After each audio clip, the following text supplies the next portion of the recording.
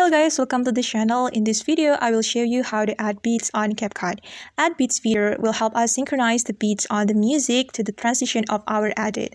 Alright, let's get into it. We can add the beat by clicking on this audio first.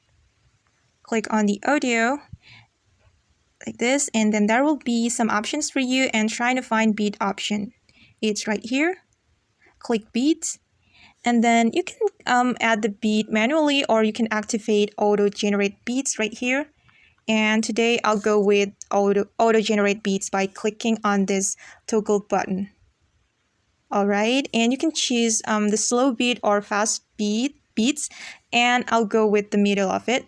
You just have to drag your screen like this, and I'll go with the middle of it. And after that, we can click check mark right here.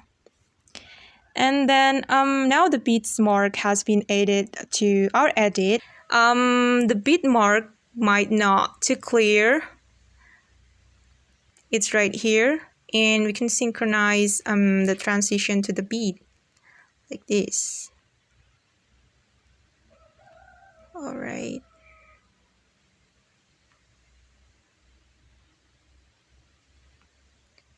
Okay, and then let's check it together, guys.